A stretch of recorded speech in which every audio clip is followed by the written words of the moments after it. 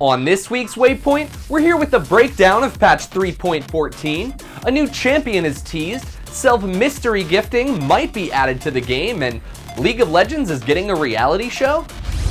What's up guys, and welcome to Waypoint, your weekly League of Legends recap for November 21st, 2013. I'm your host, Mike Schaffman. Well guys, patch 3.14 has finally hit, and it's a big one. There's so many changes in this update, it's going to be tough to get into minor details of each and every change, but every time a new patch like this comes out, we always try and touch base on as many champions that we can get through. Now, I'll do my best to try and touch base on as much as possible, but I can't really promise everything. So here we go, here's our version of the patch 3.14 update in 5 minutes or less, but I make no promises here. Health bars were getting hard to see, so now they look different, and they glow when you select a champion. Smite looked a little weak, but has spent some time in the gym, and now also sounds more manly. Corki's Q was too fast, so Riot turned it into a lob grenade with a longer range that costs less and grants vision as it soars through the air. Gragas's barrels have a shorter range, but can now explode once they reach the end of their destination if you so choose. His body slam now deals full damage to all targets hit, but has a longer cooldown that is reduced by 50% if you hit someone with it instead of using it as a disengage. Victims of Morgana's ultimate are now able to see how far they'll need to run in order to get out of its range. Nasus's visual update is now live, and his passive Soul Eater has received a slight nerf to balance his early game dominance. However, his late game ratios remain unchanged. Nautilus got a late game buff to his passive, increasing the stun duration to 1.5 seconds at level 18. Nidalee's Javelin Toss now calculates damage based on where the ability was cast and not where she is when the spear connects. Nunu's Consume ability has been nerfed across the board at earlier levels due to balancing issues. Sivir's Boomerang Blade now does less damage, but to compensate, the fall-off damage has been reduced down to 10%. Riot fixed an issue with Vayne's Condemn ability, where enemies would momentarily be stunned even if they weren't stuck against a wall. Moving on to some support changes, Janna's passive is now only local instead of being global, however it'll give a higher movement speed bonus. The base power of her abilities have been reduced, but now they scale better with ability power. And finally, the bonus AD from her shield now scales with AP. Leona's Eclipse has been given a nice buff to ensure her survivability in the late game, along with an increase to her base stats of her W, which will now gain bonus armor and magic resistance. For Lulu, the passive damage of Pix, the slow from Glitterlance, and movement speed bonus from Whimsy now all scale with ability power. Nami's potential to deal tons of damage has been prevented by reducing the AP ratios of her Q and R abilities, but to make up for it, the AP ratios of her heals and slows, as well as the bounces off her ebb and flow, have been increased to promote utility. The AP ratios of Crescendo and Hymn of Valor have been reduced to prevent Sona from rocking your socks off, and the speed boost from Song of Celerity now scales off ability power. Soraka is getting a shiny new passive, increasing the amount of healing and mana her target will receive based on the amount that they're currently missing. Taric gets a new passive, allowing him to deal bonus auto attack damage based on his armor, and most of his abilities have lost their AP ratios and instead will scale off of bonus armor and health. Moving on to some items, Oracle's Elixir has been removed from the game, while additional support items have been added. These additional items are Spell Thief's Edge, which will grant bonus gold when attacking enemy champions, Ancient Coin, which will grant bonus gold when you're near a minion that dies, but you didn't kill it, and Relic Shield, which passively deals bonus damage to minions when last hitting, and grants bonus gold as well as healing a nearby champion. Wriggle's Lantern has been remade, granting additional gold per monster kill. Spirit of the Ancient Golem now gains passive stacks when not killing monsters, and grants additional gold based on the amount of stacks on your next monster kill. Spirit of the Elder Lizard now has a passive that grants extra gold for champion kills and assists. Spirit of the Spectral Wraith now returns a percentage of damage dealt to monsters as health and mana. All previous talked about ward changes have been implemented, and the new vision trinkets have been added as well.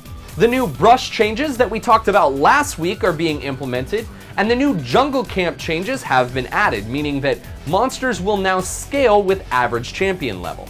Dragon now passively levels and grants bonus experience to teams who have fallen behind their opponents, and turrets will now grant less gold to players who didn't help kill them. Lane minions will now grant experience based on an average champion level and not the overall game time. Players with more assists than kills will start gaining bonus gold per assists and capping out at 60 gold per bonus. And finally, new masteries have been introduced to the client. Whew! Did I do it? Did we make it? New record! Woo! You can find all of the details of the new patch changes and preseason changes by following the links that are in the description below. So, sometime last week, Riot thought it would be a good idea to tease what seems to be an upcoming sword-wielding champion. But raise your hand if you saw the article anywhere out there and you got excited, looked at the pretty pictures, and then kind of ignored the rest of the story. Yep, I thought so. So we here at Waypoint thought it would be a great idea to take it to the next level and deliver you the story Audible style. Check it out. What is a sword without the man behind it?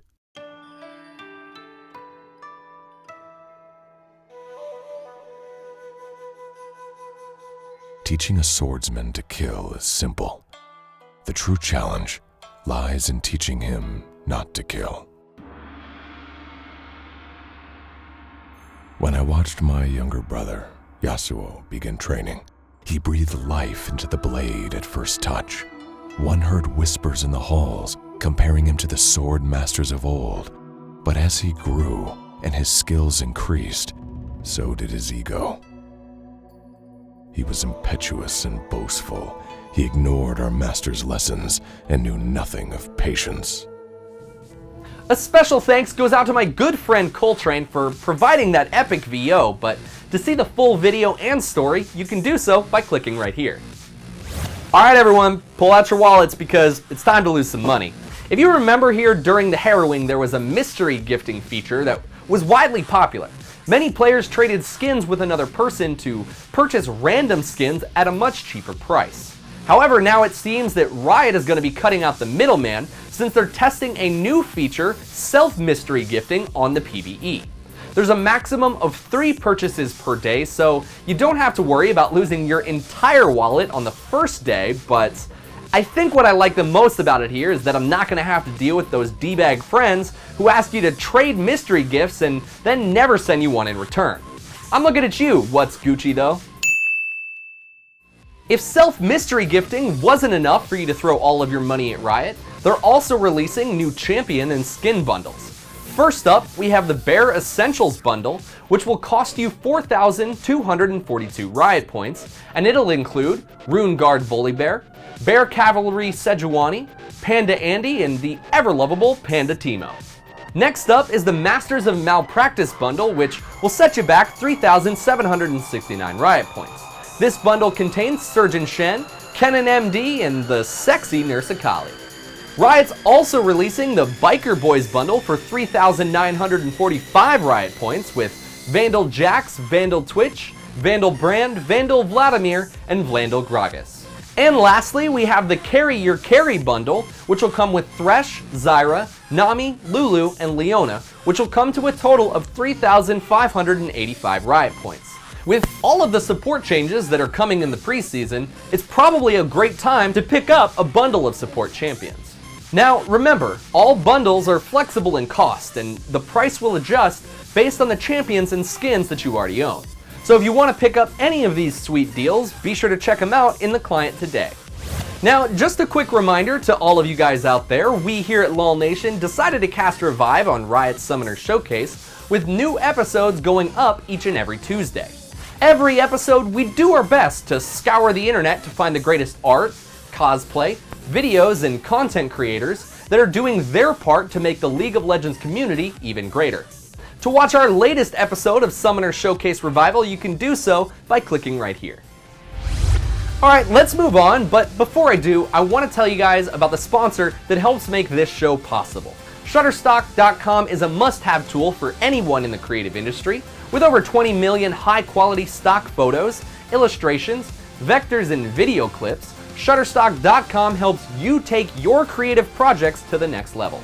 Injecting your website with some instant credibility is easy to do when using Shutterstock. Whether you need still photography, stock footage, or even art assets for a website or YouTube channel, Shutterstock.com is the place to be. You can try Shutterstock today without using a credit card by signing up for a free account, and after that you can save all of the favorite images that you find to a lightbox to review them later. Once you're ready to purchase, if you use the offer code GAMEBREAKER1113, you'll receive 25% off your new account. This week, Machinima partnered with TSM and Cloud9 to create a reality show that will be airing in February of next year. It's titled Chasing the Cup and will feature these two teams as they fight for the top spot in the North American LCS. The video will air on February 20th and will have 3 segments, each being 30 minutes long. The first section is a hangout section with the teams, the second is the episode, and the third is a half-hour Q&A with the players. Now, both Jack and Reginald, the respective owners of Cloud9 and TSM, announced on Twitter that they're super excited to be working on this project with Machinima. Now, with all the players living under a single house, I can only imagine the amount of drama that has to go on in between professional matches. It's kind of like the real world meets video games. What do you guys think? Do you think that a League of Legends reality show is a good idea? Let us know what you think in the comments below. Finally, on Wednesday, the PreSeason Schedule was released for both the NA and EU LCS. For those of you who are itching for more eSports action, the League of Legends Championship Series is almost at our doorstep.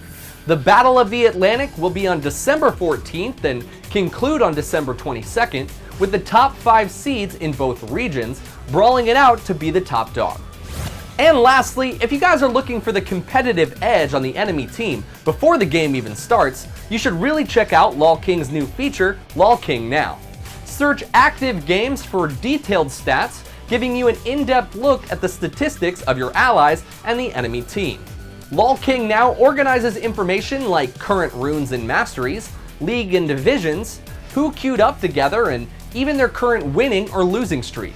All this information is organized within 2 viewing modes for different ways to experience the information.